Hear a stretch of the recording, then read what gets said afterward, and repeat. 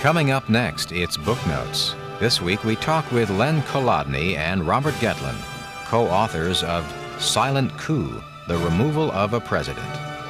In their book, the authors analyze the events and circumstances leading up to the resignation of President Richard Nixon in August 1974. They discuss their perspectives on that period in American political history next on Booknotes.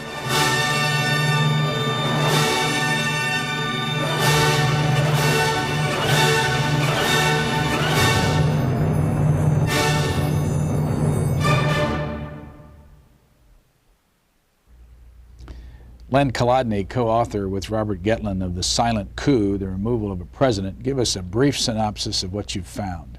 Well, the major points that were made in the book start with the beginning of the Nixon administration when he came in and formed a secret government. And that into itself spawned aspiring, which we talk about in some depth, how it was uncovered and what the president did with it. We also talk about John Dean as being the mastermind behind the break-in at the Watergate. Actually ran the cover-up unbeknownst to anyone, was running his own rogue intelligence operation. And finally, we deal with Bob Woodward and Alexander Haig, and we show not only did they have a relationship in 1969, at a time they both claimed not to know each other, but beyond that, in Book 3, which we call Exit the President, we show how the two men interacted through the entire Watergate thing. Not only was he writing material which was damaging to the President of the United States, but they were also writing stories that they knew to be untrue, that covered up Al Haig's role in things like the wiretapping. Mr. Gettlin. Well, Len has laid out the essential revelations in the book. We spent better part of 7 years working on this book, and it's really rich in detail. We were lucky to have a 20-year record to go over. We looked at all the memoirs that have been written. We looked at the Senate Watergate Committee testimony, the House Judiciary Committee testimony. We looked at the White House tapes in a way which really no one's looked at before. We went to the archives. We had a whole array of documentary evidence, all of which is listed in the back. And the other thing I think it's interesting is that we never really started out intending to write a book about Watergate. Our original premise, our original project was a look at Bob Woodward, the journalist, post-Watergate, when he was Metropolitan Editor of the Washington Post during the famous Janet Cook affair.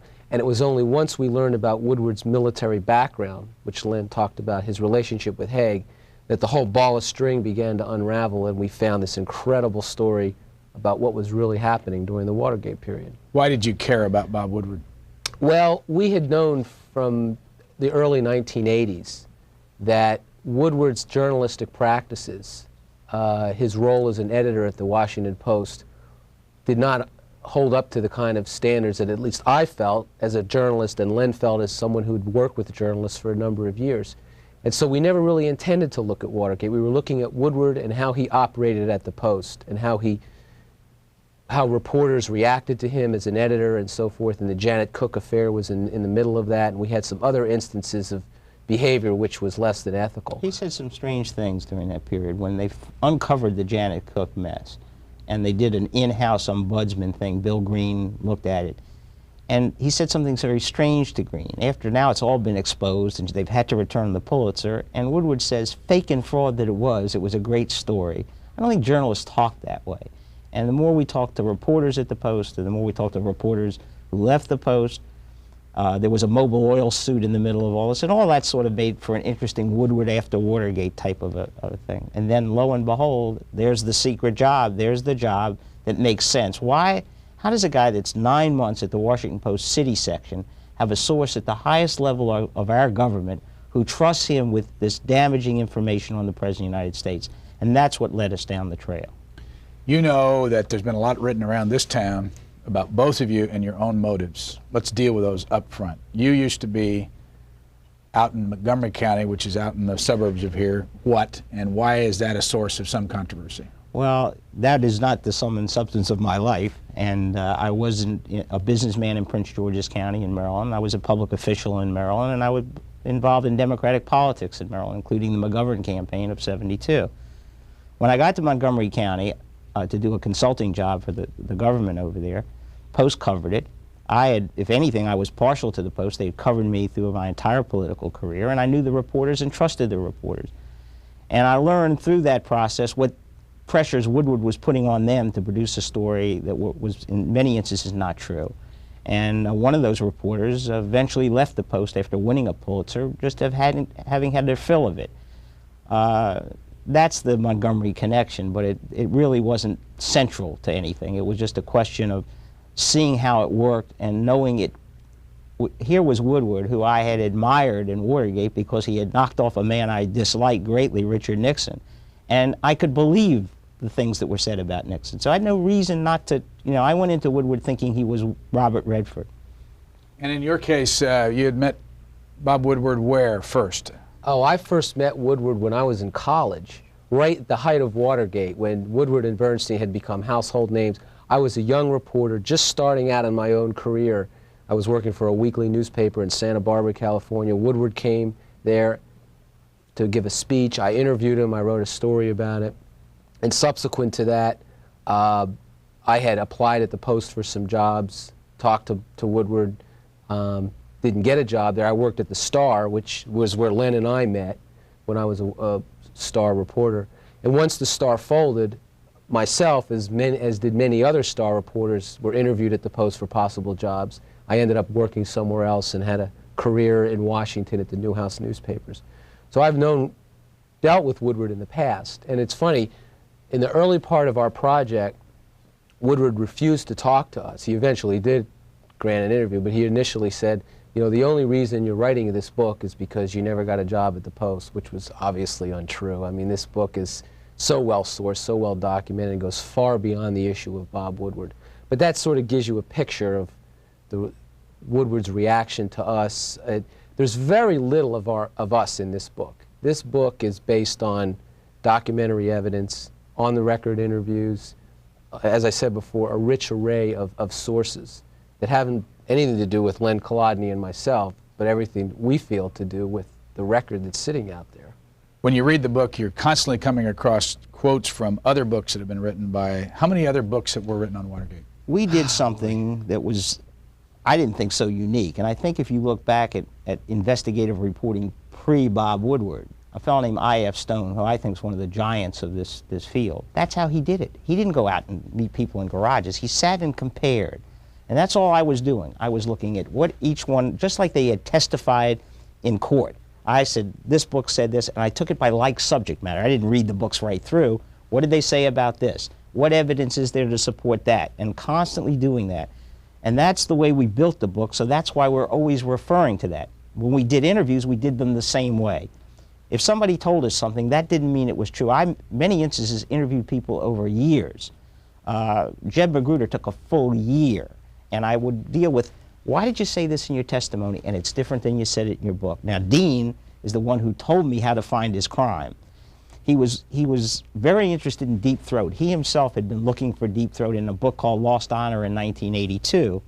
And John Dean, when we got to 1987, even wanted to write the foreword to Silent Coup. He said, it would be great if I did the foreword. I started to move into Watergate, and he said, Len, it's too painful. I've been through this. I don't want to talk about it anymore. It's over. Read everything that I said in the courts, in the Senate committee, what I wrote in Blind Ambition, and the White House tapes. And for the next year, that's all I did, was sit there and read everything he said, not verbatim, but by subject matter. And lo and behold, in 4 different venues, sometimes 5 different venues, he never told the same story twice. And by the time he got to his book, Blind Ambition, he would actually drop the lies, some of the most important material. So when I came back to confront him, he had no answers. But that's the way it was done. There was no black magic here. Just compare stories and look for evidence to support or to not support what a person was saying. Let's again go back to your findings. Right. In Bob Woodward's case, you found what? We found that Bob Woodward, before he was a Washington Post reporter, was in the military. Actually, he came out of a very conservative background in the Midwest. His father was a naval officer. Woodward has long said he was sort of an outsider as long ago as high school. In fact, we found that he was almost the top of his class, a student body president, and he went to Yale on a very competitive scholarship, went into the military, had a fast-track career in the Navy, served under some powerful admirals, and he had some good jobs and working in communications and related matters. He ended up in 1969 working for the Chief of Naval Operations, Admiral Thomas Moore. And in that job at the Pentagon, when he worked for Moore, Woodward had a special briefing assignment, so sensitive it's not even listed on his official service record. He would go from the Pentagon over to the White House, and in the basement at the National Security Council offices, brief officials, among them Alexander M. Haig. And this is a relationship, I think, as Len said earlier, that was formed at that time, perhaps even earlier than that, but we can take it as far back as '69. These two men trusted each other. Haig trusted Woodward, and as Woodward himself said about Deep Throat and All the President's Men, Deep Throat hated the press, distrusted newspapers, and yet he talked to Bob Woodward, his former briefing officer. Now, Bob Woodward locked himself in. I was amazed he gave us an interview to start with. I mean, when did you interview him? We interviewed him in March of 1989, when he was well underway in the commanders. Of course, there was no Panama, no Iraq at the time, so he was writing something else at the time. And we met in his home. It was all tape recorded, and we've made the transcript of that interview available through St. Martin's for anyone that wants to read the total interview. St. Martin's is your press? Yes. And what he did was he drew a line in the sand. Bob didn't think he'd do it. I didn't meet Al Haig till 1973. Now, if there's nothing going on here, folks, why not just say, yeah, I briefed the guy, this is no big deal. You know, a lot of guys briefed Al Haig. I was one of those guys, and we move on. But they've both drawn the line. They've both decided to conceal that early existence. So Woodward is now flat out lying about the relationship. The Washington Post, it's now over 4 weeks. The last story they wrote on this book, they said we didn't interview Admiral Moore. They've been sitting with the transcripts, which Admiral Moore clearly says in 1969, I sent Bob Woodward to brief Alexander Haig. Mel Laird clearly says Alexander Haig was being briefed by Bob Woodward. Hold on just a second. Admiral Thomas Moore was who at the time? He was Chief of Naval Operations at the time Woodward did the briefing. What's interesting about that job is Woodward had the title Communications Duty Officer. He didn't have the title of a briefer, which would indicate the job was even more sensitive than we've been able to unearth to this point, because why in the world would you even have a cover job for something that's so openly being done? It appears he was some sort of a back channel, a very sensitive back channel between the White House and the Pentagon. So there's a lot of things going on here. Not only that, but Haig conceals from Richard Nixon that he knows Bob Woodward. At the height of Watergate, the best Nixon can figure out is that somehow David Gergen is the way to get to Woodward. So there's something very important going on here. So we first established the '69 relationship. We have 4, and this is for Woodward is a blow, because we use 4 on-the-record sources. We use Moore, we use Laird, we use Roger Morris, who actually saw Woodward enter Haig's office in '69, and the briefer job, which Woodward said, I defy you to find a single person that said I was a briefer, Jerry Friedheim, who was Laird's assistant at the time, press assistant, also has confirmed that he was a briefer.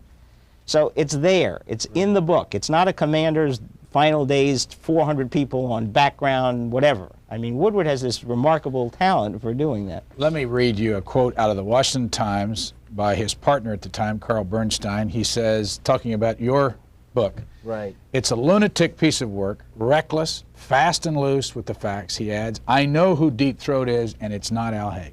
Well, Bernstein's just not telling the truth. And, you know, Bernstein made a number of statements about Silent Coup early on, which are just blatantly false. Did you talk to him? Well, I attempted to, and I'll explain to you why Bernstein's credibility on this issue is very thin. When we had a news conference when the book was published on May 20th, a reporter stood up at the news conference and reiterated that quote which he had gotten from Carl Bernstein, and Bernstein claimed, as a matter of fact, these 2 authors didn't even contact me until 2 weeks ago. Well, that itself was crazy because the book was being printed, and in fact, I had letters, certified letters I had sent to Bernstein from months and months earlier, and in which he asked to have questions posed to him that he would answer. He never did answer the questions. So Bernstein didn't have his facts straight. Bernstein was on an effort to really discredit the book, as have others who have a motive for doing so. And in fact, the book is not fast and loose with the facts, and Bernstein knows that. This is such a,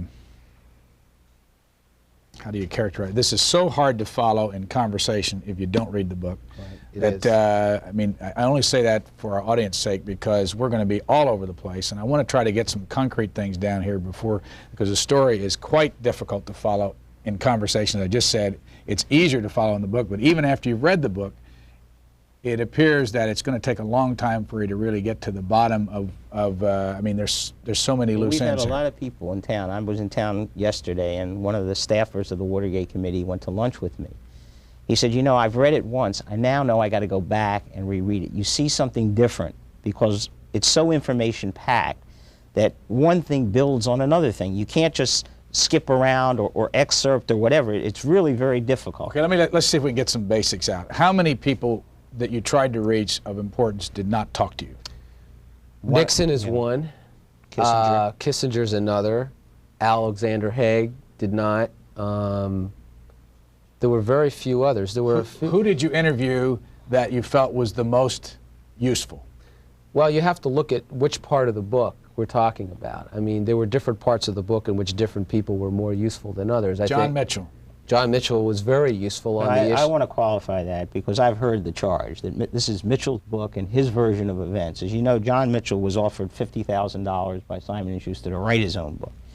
John Mitchell was helpful in the early stages because he believed that Haig was the rat in the woodpile. Had nothing to do with the Watergate break-in. We didn't even get to the Watergate break-in until '87, and the interviews with Mitchell started in '85.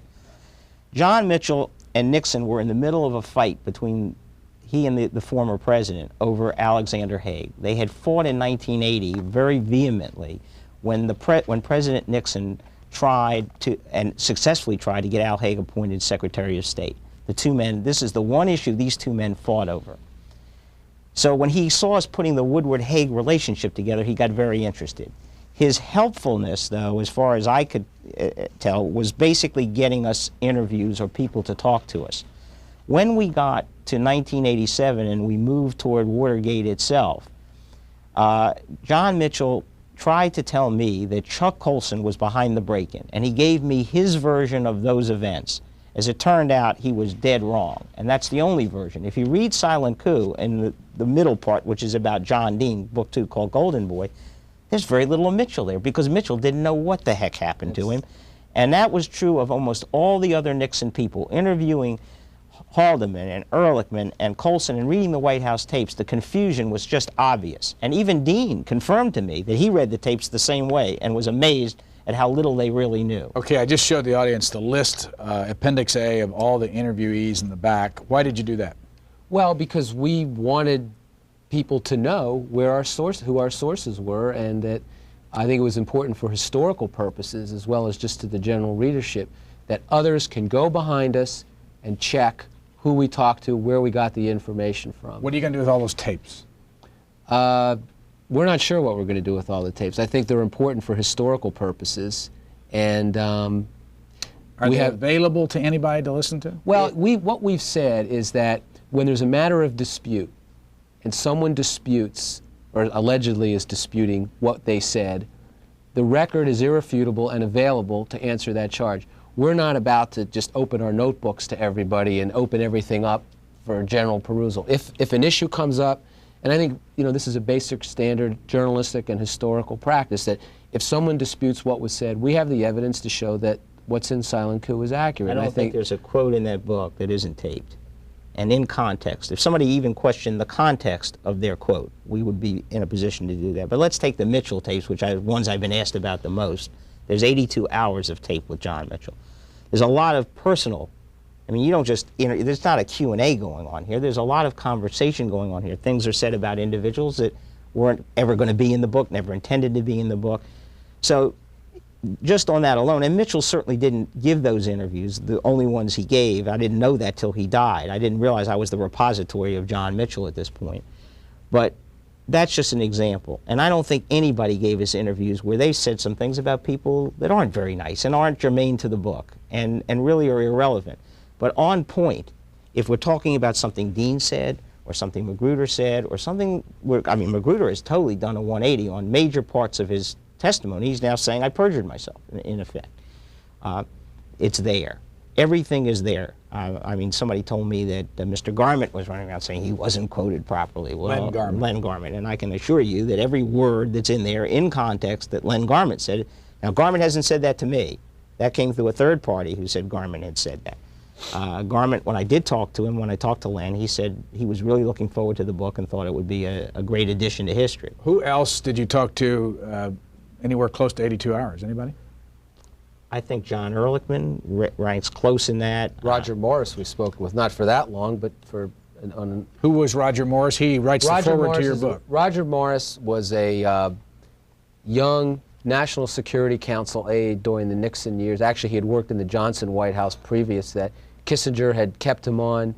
He resigned over the bombing of Cambodia during the Nixon period, and gone on to become a noted historian, biographer of Nixon, Kissinger, Haig. In fact, his first volume of his 3-volume work on Nixon was nominated for a National Book Award. I mean, he's Well, let me tell you how we got to Roger. We were shocked at what was coming in. How would you like to be sitting there watching this material come across your desk every day and you're saying, wait a minute, this is a cold story. Where is this all coming from? Here's two guys who've never written a book before. We're going to tell the American public that something they've been told for 20 years, and we're not fools. We understood that this book was not going to be accepted overnight. We understood that. We understood what we call the 5-year test. We believe Silent Coup will be there. It's not the definitive work on Watergate, but it turns it in the right direction. We begin to get the players in their right place, and others will follow us, and I'm sure they will be able to expand. So what do? We called people like Morris up who were in that White House, who knew the players, and said, please evaluate the evidence. On the dean's side, we went to Benton Becker, who was President Ford's counsel, and we said to him, private counsel, we said, Benton, please come on over to Tampa. He's an old childhood friend of mine. Would you please come on over and evaluate the dean material for me? Because this is serious. Are we really talking the kind of perjury, massive perjury, and so on? This is Benton Becker right here. Right. And Benton Becker secretly negotiated the pardon for Richard Nixon, or thought he had, without the help of Al Haig. As this book points out, he did have some help he didn't know he had. But the point being that we really had Becker's help in crafting the entire center part of the book. He's a former prosecutor. He understood full well the legal ramifications of what we were writing, and helped us craft it in such a way that we got it right and we got the thing on point. What's interesting is we're now a number of weeks into this book, and you can bet that if the Washington Post, to assign 3 reporters to this book to just find the holes, nobody has found the hole in this book yet. It's been smeared. You get the smear jobs, but anybody who's read the book and reports on its facts has not refuted a single fact in Silent Coup. It's going to be hard for us to solve that problem here, but there are a lot of things we can learn about the two of you. We're 7 years. How did you live for 7 years? Well, I was fortunate enough to be able to work part-time for part of those years. I was then a national reporter in the Newhouse Newspaper, Washington Bureau, doing reporting on Washington, some investigative work. And part-time, I was working with Len, who was down in Tampa. I was here in Washington on the book doing research, putting our proposal together. Len was then working full-time on the book. It was only until late '88, when we signed our contract, that I went full-time and working on putting the book together, writing it and so forth. And how did you survive 7 years? I got a wonderful wife, and she believed in the project, believed in me, and we had savings. God knows why, looking back, I knew that it was going to be published and it was going to be an important book.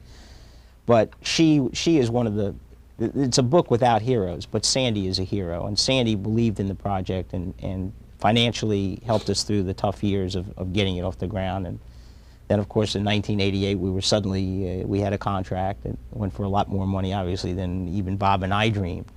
And that's how it happened. Go back to the beginning of this. What were you doing then? I had left Washington. I had sold my business. I had gotten out of politics. What was your business at the time? I was in the wholesale liquor business. I had a wholesale liquor distributorship in Maryland, and I had a brokerage in D.C., and that mixed with my political activities. That's what I did for most of my adult life.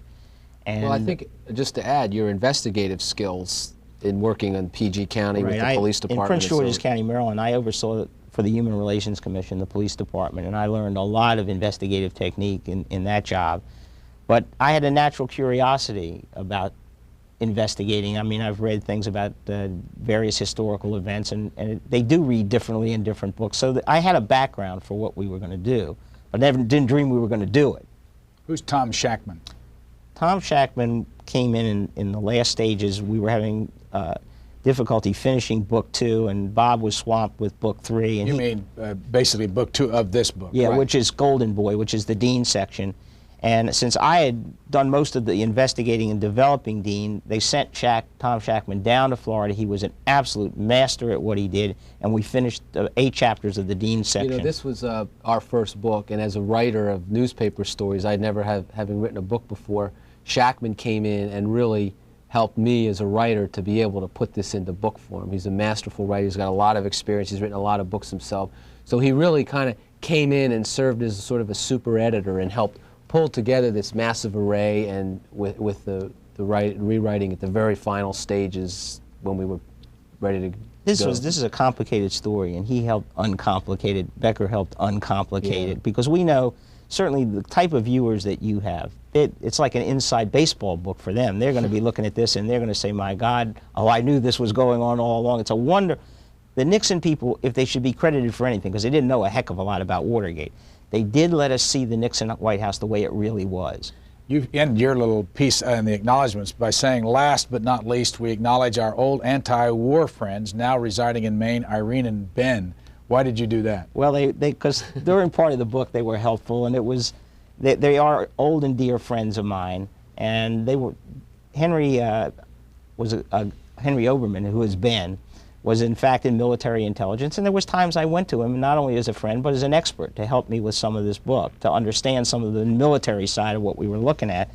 And as I once said to John Mitchell when I first, strangely enough, if you live in Tampa, people do return your long-distance phone. They may not call you in Washington, but they'll call you in Tampa. And I came in one day and I had called Mitchell, left a number, and my daughter said, "Oh, by the way, John Mitchell called you back." So I returned the phone call and we started to chat, and I said, "By the way, Mr. Attorney General, you were not my favorite Attorney General. I remember being gassed on at least 2 occasions as I marched in an anti-war march." So it was sort of a turn back to my roots. I'm a liberal Democrat. There's 3 of us in Florida, I think, now.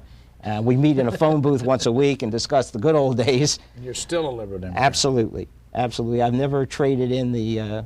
Robert Gettlin, what's your politics?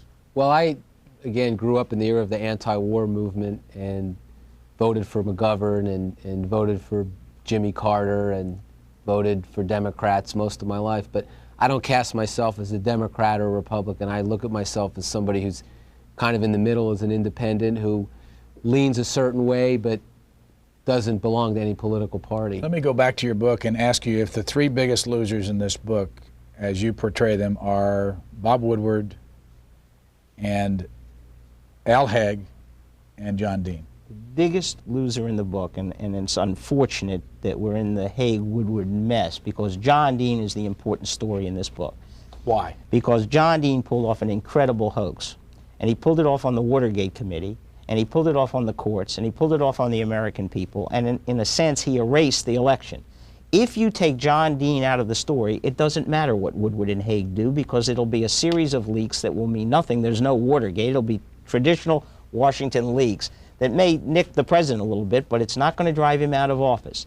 It is the John Dean story that is just absolutely the most important story in the book. Who is this man? Philip Mackin Bailey. What did he have to do with the story? Well, go ahead. Well, Phil Bailey was an attorney who represented criminals and prostitutes and pimps and assorted people here in Washington in the late 60s and early 70s. And one of his clients was a woman named Kathy Dieter, who set up a call girl ring after another ring had been raided on 18th Street in the Columbia Plaza. And Mr. Bailey, working with her, knew that there was a connection between the Democratic National Committee and her call girl ring, that she was, now she did not own the call girl ring, she was running it for another gentleman, but she was a key figure. And Bailey knew all about the pictures that had been, of the girls and how the Democrats, what phone they used and so on. And when he told us this story at first, I thought, oh, come on. And I called Becker again. I said, Becker, we've got a tough one now. If this is true, this is an incredible story. And sure enough, it turns out, and I was able to interview Mr. Martinez, the burglar, that the target was, in fact, the desk with the photos, number one. And number two, the phone that was tapped at the Watergate was the phone used to make the dates. If you look in Silent Coup, you'll see that the lookout thing looks right into those offices. You can't see Larry O'Brien if you tried, who was then Democratic Party chairman, and up until now, thought to be the target of the break-in. G. Gordon Liddy is out on the coast, I believe, as we speak.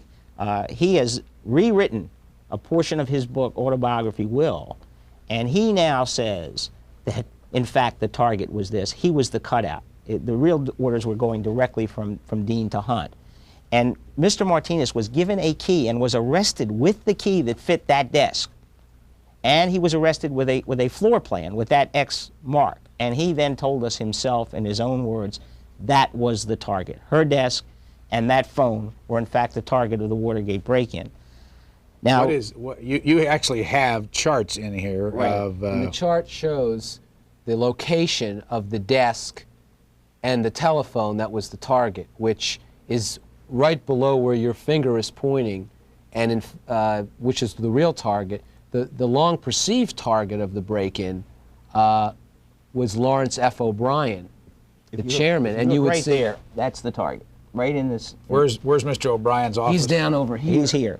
So it's show me again. Put your finger there. right in here. Now, if you turn it the other way, for the other page, no, the other way, you will see that this is the Howard Johnson where the lookout room is, and this is Mr. O'Brien's office. All the way over, you couldn't even see it, and you couldn't get a bug from there. It looks right into the three-office complex. Of course, we're now into the middle of something that's very complicated, and I'm not so sure if you're listening to this for the first time that you understand what we're talking about. Let me see if I can sort through all this. Watergate happened when? Well, let me just say, I think the way to understand it is you got to follow John Dean to understand what happened and why the break-in had to do with the call girl ring and not Larry O'Brien. Okay, but go back to, just give us a date. When did Watergate happen? June 17th, 1972. Second break-in. The first break-in was May 28th, and that break-in is where they put the tap on the phone to get the sexual dirt. Tap on the phone at the Democratic National Committee headquarters to get the sexual dirt. You got to understand Dean. Okay, John Dean came into the White House in July of 1970 as a young Republican attorney in his early 30s, very flashy. He wore Gucci shoes and he drove a Porsche, and he understood that the ticket to the top in the Nixon White House was gathering dirt on the Democrats in the opposition. Okay, let me ask you about this picture, because this, do you know when this picture was taken?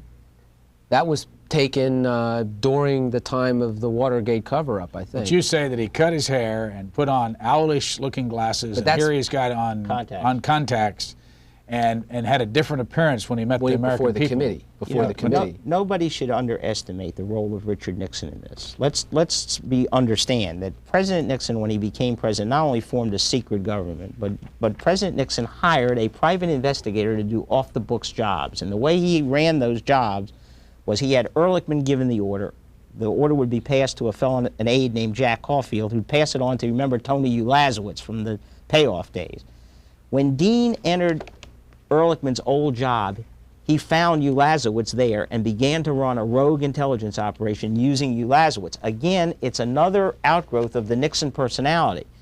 And that's what you really need to understand is Dean didn't just come in and say, I'm going to do it. Dean found this private investigator. This is Tony Ulazowitz. Right, and Ulazowitz went at Dean's direction to the West Coast to spy on Tunney and Kennedy. It wasn't like this was the first time. This is 50-some jobs into it. And you can see, there's the key, by the way, to the secretary's desk. On the far left. You see, that's what was taken from Mr. Martinez at the time of the arrest. There's no question what the target of the break-in is now. The target of the break-in is, in fact, that complex, that desk, and that phone. Now, to understand that, Kathy Dieter is really Heidi Reichen, who is Maureen Biner's old girlfriend from Texas, who she was staying with here in Washington. That's how Dean found out the sexual dirt was there to get. All right, let's start. We can get real lost in this so easily. This picture is of whom? Maureen Dean, who was John Dean's wife. They were married in October of '72, at the height of the cover-up. John Dean, she had been his girlfriend, Maureen Biner, previous to the marriage. As Len said, the secret to understanding, or the ticket to understanding all this, is that Dean knew that at the Democratic National Committee, and specifically at the desk that we discussed earlier in the telephone, the call girl ring was being facilitated. How did Dean know that? He knew because Maureen Biner, his then girlfriend, had a roommate, Heidi Reichen, who went by an alias, Kathy Dieter. In her own book, Mo, A Woman's View of Watergate, Maureen Biner, Dean, describes her good friend Heidi Reichen. There's even a picture of Heidi Reichen in there. We were able to confirm through law enforcement sources, U.S. attorneys, the people working on the case, that Heidi Reichen, in fact, had this Kathy Dieter alias. And as Kathy Dieter, she was a madam, so to speak, in this call girl ring. That's, Dean knew Heidi Reichen as well as Maureen. So Dean knew that this operation was going on, and he wanted to get sexual dirt out of that operation to use to feather his own nest at the White House. Exactly. All right, let me read a line in your book that this particular line isn't being criticized, but this kind of a thing is being criticized. On page 132, we do not know, but we have been informed by another source who agreed to speak only if not identified, that Dean and Heidi Reichen were great friends. I mean, the point of that is that the source stuff we'll never know. You know what? What fascinates me about that is, here we have, and you just did the commanders, and you talked to Woodward about sources, and Woodward made a point in a clip you showed the other morning, that if you don't do it this way, you're not going to get people to talk, and I'm not going to be able to tell my story. Well, Silent Coup got hundreds of people, 150 people to talk, who we named. We proved you could do it. This was a very sensitive source, and I gave them, for one of the few times out of 10 people we gave this to, that we wouldn't say who that person was. But I will tell you this, the person was very close to Maureen. More to the point, which is very interesting, is that when we were on the Larry King live show the day after the book came out, Dean had been asked to come on, and instead he declined that, and he sent in a fax letter, you know, saying, criticizing the book and so forth. At one point, and this was put up on the screen on when we were on, he said, this book discusses an old friend of mine and my wife who was since deceased, and Kathy Dieter / Heidi Reichen died within the last year or so of cancer. Dean himself has acknowledged that he knew this woman, okay? There's no question that Maureen knew Heidi Reichen / Kathy Dieter. It's in her book. And there's no question that John Dean was good friends, his girlfriend was Maureen Biner. We had this source again that Len said we couldn't put on the record. We couldn't name. Right, couldn't name, exactly. One of a small sliver of sources that couldn't be named. And Dean himself has acknowledged it. So I don't think there's much dispute about it at this point. Let's go back to the kind of coverage your book has gotten in Washington through the Washington Post. How would you characterize it? Well, it was the first shot out of the box. They used their so-called media critic, Howard Kurtz, and the idea was to poison the well. They put it in the style section. They trashed the book, and then they sent it to all the wire services that they service around the country in order to poison the well. That was the whole purpose of it. You think that was all planned? Well, let me put it to you this way. Every part of that story has now been refuted. He said, it started out by saying Time dropped it for credibility reasons. Then he said 60 Minutes dropped it for credibility reasons. That night, we're on the Larry King Show. Mike Wallace calls up and refutes that charge on the air on the Larry King Show. The next day, Time issues a statement saying something similar to what you said. It was tough to excerpt. We tried. We couldn't do it. This is in no way to show the credibility of the book. But the worst part of that story was when Woodward was asked about Haig. And he says, well, if I'd known him, I'd be glad to admit it. Now, Kurtz writes that. And then to bolster it, he takes a Moore quote, which says it's a pack of lies, they never interviewed me. Thomas Moore. Thomas Moore. We sent him the transcripts. We're now 4 weeks into it. You don't see Howard Kurtz printing the truth or telling the readers, A, that we did interview Admiral Moore, and B, that Admiral Moore named Haig and Woodward as knowing each other. Let me add something about that, because Howard Kurtz and I were friends for years. I mean, we met 14 years ago when I first came to Washington. We worked together at Jack Anderson's office. I've known him for many years, and Howard knew I was working on this book, that it was a serious effort, that it was a well-documented effort, and he actually had called me even before the book came out, and I had told him that we've got this nailed, and it's the stuff is irrefutable and so forth. He never bothered to call me back after he printed his story, and I had called him originally and said, I will offer you to listen to the tapes of Admiral Moore to hear for yourself that what you said was untrue, and he never returned my call. So, and they've never, as Len said, worse than that, he would not print more. He would not take Roger Morris's positive quotes. He cut them from the story. First, he blamed his editors for it.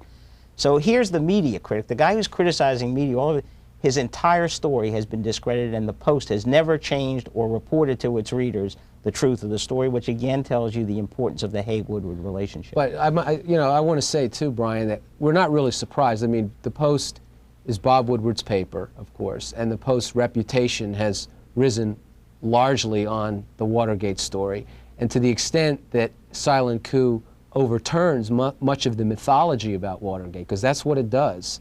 The Post has a vested interest in the old established version. We're not particularly surprised that the Post was unfriendly, but we felt that the Howard Kurtz piece, which again is the only piece that they've done on the book, was really not intended to give a fair hearing to the issue, but really intended to knock the book down before it came out. It hasn't worked. We're on the bestseller list, and people are reading it around the country. Len and I have been doing interviews all over the United States and Canada, and people are endlessly, endlessly fascinated in the subject of Watergate and Richard Nixon. I've got a piece that you had with you when you came today that you just picked up from the Atlanta Journal and Constitution, and the headline on this is "Noisy Critics Inadvertently Tout Silent Coup." Is that what's happened, that all the critics have helped you? You know what's happened, and everybody's looking at this book. It's been out for a month now. It's on the New York Times bestseller list since it came out. It's been on Publishers. It's been moving up. We found out something you knew. See, you did a show a number of months ago on radio talk shows, and you brought them in from all over the country, and you began to show the kind of power these guys had, and it's really at the heart of what C-SPAN is all about, talking directly to the people, unfiltered through the journalistic, analytical eye. That's the basis for this kind of a network. That's what's happening. The talk show hosts have read the book. They love the book. They give it hour commercials. We're number 3 in L.A. this week. How could you be number 3 in L.A. when the L.A. Times hasn't written about it, when it hasn't been anywhere but in the talk shows? And that's what's happening. They're reading it, they're loving it, they're telling their readers how good it is, and that's happening throughout the country. Miami, it's number 7. It's just amazing what's going on. And even those people who haven't read it and take issue with some of what they've heard about it, who are skeptical. And that's fine. We don't mind skeptics, okay? Because what's in between the 2 covers of the book speaks for itself, and people can read it and come to their own conclusions. But the point is that people were endlessly fascinated in this subject of Watergate. We were asked when we first wrote this book, well, who wants to read another Watergate book? Again, not to belabor the Post issue, because we've really dealt with it, but the Post, and I must say, other media organs in the New York-Washington corridor have been silent about Silent Coup. They haven't touched it. And the problem is that Silent Coup cuts too close to the bone of too much of what has been accepted over 20 years. And it's going to take a while for the media establishment, so to speak, out of which I consider myself having come as a print journalist, and Len is familiar with as well. It's going to take a while for them to accept it. The American public is far ahead of the press on this issue. Appendix B. That is a still classified document. You can't get it out of the archive. It can't be found, I understand, at the Pentagon. It's Admiral Wellender's confession to the spy ring. We decided to run it verbatim because while we allude to it in the book and quote from it in the book, we thought the American people were entitled to the document. Here you've got an admiral sitting in John Ehrlichman's office, over the Oval Office, talking into a tape recorder and admitting to the entire spy ring what they stole, who was involved, and many, many times mentioning Alexander Haig as a facilitator. Okay. I got to stop you because we don't know who Admiral Wellender is. Now, let me ask you this first of all. How did you get this particular transcript of a tape conversation between David Young, John Ehrlichman, and Admiral Wellender? We can't tell you who gave it to us, but what we can tell you is this. Once we got it, and we got it from someone who had direct authority and access to retrieve it, we went to the principals involved, I went and personally interviewed Admiral Robert Welander, the person who was interviewed on that tape, met with him at his home in Maryland, and he read it and authenticated it as the real McCoy. We went to others, including John. I think what Brian's asking is, first of all, the ring, the way it was set up, is Yeoman Radford. Yeoman Charles Radford was the yeoman doing the stealing. Yeoman Radford, and there's a picture of Yeoman Radford, would steal the stuff, break into Kissinger's briefcase, go into burn bags, whatever he had to do to get this material, and then he would pass it to Admiral Welander, who ironically also happens to be Bob Woodward's former commanding officer on the USS Fox. He would then pass the documents directly over to Admiral Moore, the chairman of the Joint Chiefs. So that's the significance of what we're hearing here. Okay, let's go back because we've left a lot out. Has anybody read this transcript, or who in the world has read this transcript before you published it? Well, I'm going to tell you, obviously we asked John Ehrlichman to authenticate it. But I will tell you under whose authority we got it. We got it under the authority of President Richard M. Nixon. Now, he doesn't know how that happened, and I've tried to explain to John Taylor out at the library. I can't tell him who under his authority, but it didn't walk out of there. Nobody stole it. What day was this transcript made? December 22nd, 1971. December 22nd, 1971, which was prior to Watergate. Oh, yeah. 6 months prior to the burglary. Admiral Welander was at the time working for... He was working in what was called the JC, Joint Chiefs of Staff Liaison Office at the National Security Council. He was a military man who was working at the National Security Council. So he had an office in the White House. He had an office at the NSC at the White House and also an office at the Pentagon. Basically, the liaison office was supposed to be the funnel that handled, information between the Pentagon and the NSC, just to facilitate the flow of information. What in fact was happening once Admiral Moore became chairman of the Joint Chiefs in July of '70 is that he turned the liaison office into, in effect, an operation that enabled Radford to steal documents because Nixon had cut out the Joint Chiefs. And this gets to the point Len made early on when we began the program. Nixon came into the government and decided that he was going to carry out foreign policy successes with Kissinger, but he was going to do it secretly by cutting out not only the Democrats and the liberals on the left, but the Pentagon on the right. Who is this man again? Charles Radford. And you want to hear this? He's still in the Navy and still has a top secret clearance. So, it goes on. I read that in your book, and I wondered how this man. First of all, was he ever prosecuted for anything? No, he wasn't. I'll tell you what happened to Charles Radford. Charles Radford was a young man who came out of a difficult background, and he went into the Navy and was loyal to the Navy. And when he got to the White House, he was handpicked to go there and to be an aide to Welander, the admiral we talked about before, and a previous admiral, Admiral Robinson, the predecessor to Welander. And Mr. Radford talked to you? Oh, yes. Over many hours we interviewed him. And Admiral Welander talked to you? Correct. And Admiral Robinson is dead? He died in '72, so we couldn't talk to us. And Admiral Moore talked to us. But I think for your viewers, it's important to understand, before Richard Nixon ever assumed office, he sat in his hotel in New York with Mitchell and Kissinger, and they drew up these NSDDs that they write at the White House, special orders and changes for the National Security Council. So it became a government unto itself. It is the precursor of Iran-Contra. There's no question. It's the model for the events of Iran-Contra. Nixon understood how to use that office in a way nobody before him ever understood. It was a non-confirmable post. He didn't have to tell the bureaucracy what he did. When we first got that document, we were shocked. We were saying, my God, there's a military spy ring. When did you get the document? 1986. And when we got the document, we started to, as we did the book, we began to realize, hey, wait a minute, these guys really had some reasons to know what he was hiding from them. They didn't know about troop withdrawals and why he was withdrawing troops. They couldn't find the intelligence. The Paris peace talks, the China opening, the SALT, it was all hidden from them. And that's what this document produces. What you're saying then was that Admiral Moore, when he was chairman of the Joint Chiefs of Staff, and was on behalf of the Joint Chiefs of Staff, was spying on President Nixon. Well, let me explain. Because you brought up Radford before. I want to make it clear that Radford was loyal to his commanding officers, and he was working at their instruction. He was not doing this on his own. He was their eyes and ears. He was gathering documents, turning it over to them, and they loved it. They appreciated, needless to say, the intelligence he was providing to them. Was he taking orders from Admiral Wellender? Correct. And before that, from Admiral Robinson. And there's no question in your mind that he was just taking orders? It's all there. Absolutely it's in the confession. Absolutely no question at all. And what was the reason for John Ehrlichman calling Admiral Wellender into his office and to make this tape? Well, what happened was the way this whole thing was uncovered was by accident. Many, you know, just like many other things in history. Jack Anderson, the columnist, was a much hated enemy of the Nixon White House. Anderson had his own sources in the Pentagon. He was writing about the famous tilt to Pakistan and the India-Pakistan War. He revealed some conversations that Henry Kissinger was involved in.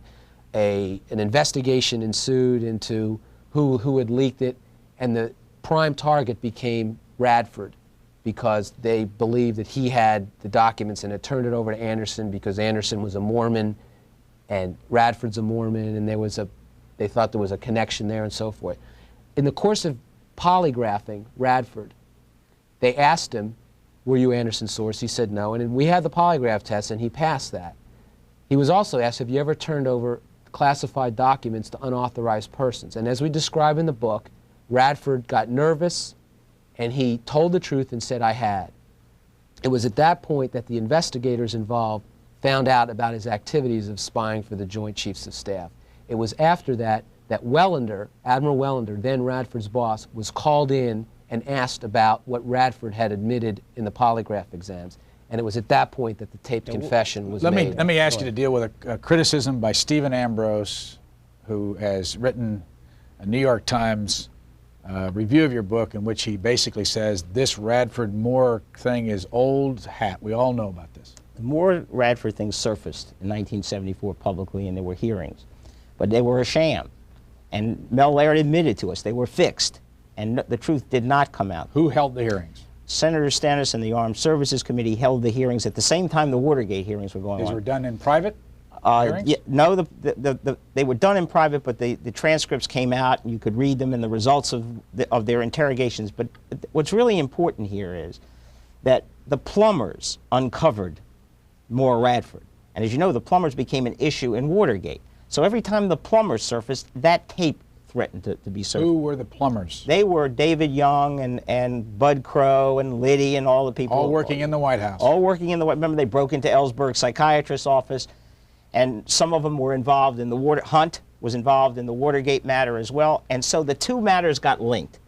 What happened was that the president buried Moore Radford and never read that transcript. Never once did he read the transcript or try to find out what really happened in Moore Radford. Very similar to what he did in Watergate. So he never saw the references to Haig. So he didn't understand even what Haig's role was at that point. That could have changed history immensely at that point. You're saying that Al Haig was involved in the Moore Radford Wellender connection? We're saying when you read that transcript and the many references to Haig's facilitating that spy ring, and then there's a second confession that's taken after the president buries it, which is also completely in the back of this book, which eliminates all reference to Haig. That's the one they were offering to the Senate committee. And that's the issue with Ambrose. Ambrose said it's an old story. It's clear from our book, we rely on the past sources. Seymour Hersh wrote about the spy ring known as the Moore Radford affair we've been talking about. What we discovered and showed for the first time in Silent Coup is that Nixon, in fact, did bury the issue rather than really uncover what had happened. And that Alexander Haig, as you pointed out, was right smack dab in the middle of it. That's what's important, and that's what's new. We got the Wellender transcript, which proves that the spying occurred, and while it's been an issue that's been around, we uncovered the new evidence. Ambrose has the same problem. As a historian who's already written a book, he wrote me a letter in 1989. He was getting ready to put his second volume out, and he knew that if we were right, he had a problem. So he called and offered to trade with me information. I said, I can't do that. We have a confidentiality clause. So as a result, the trade never took place, and at some point in that conversation, he said, please reconsider. I'm a historian. I can make or break a book like this.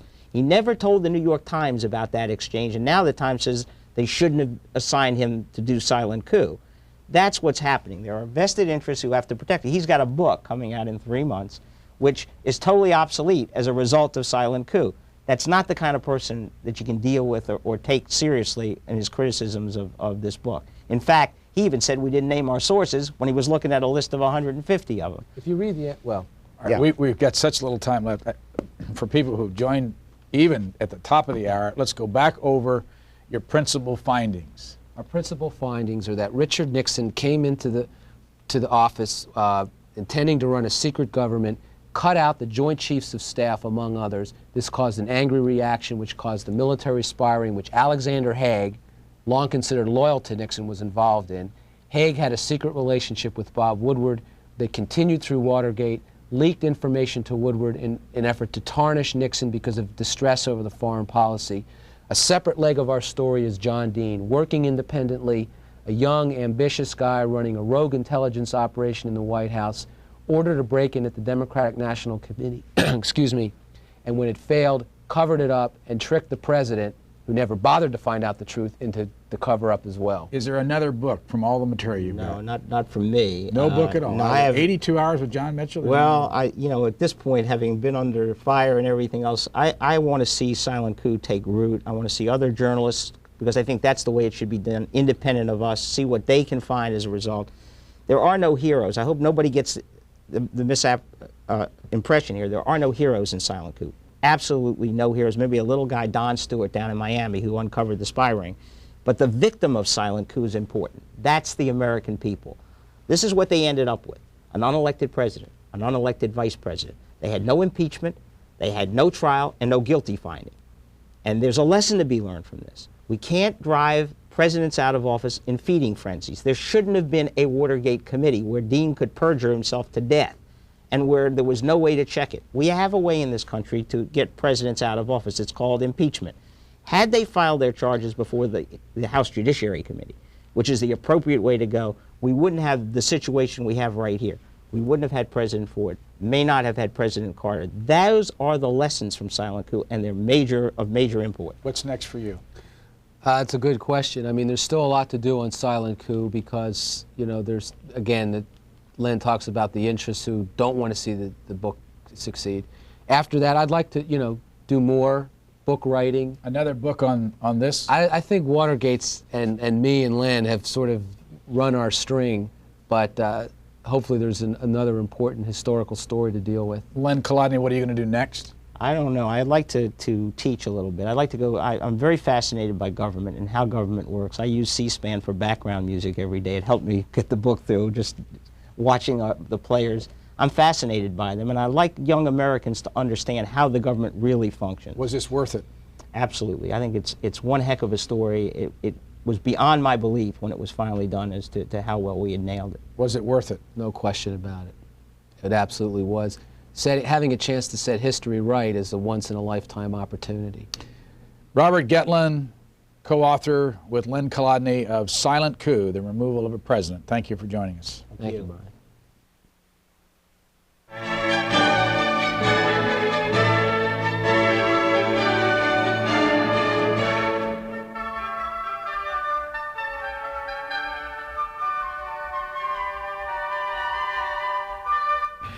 Join us next week for Booknotes, when our guest will be Liz Trotta, former CBS and NBC News correspondent and author of the recent book, Fighting for Air, In the Trenches with Television News. That's next Sunday at 8 and 11 p.m. Eastern Time. If you would like a transcript of tonight's program, send $5 to C-SPAN Transcripts in care of Tapewriter Incorporated, Post Office Box 885, in Lincolnshire, Illinois. The zip code is 60069.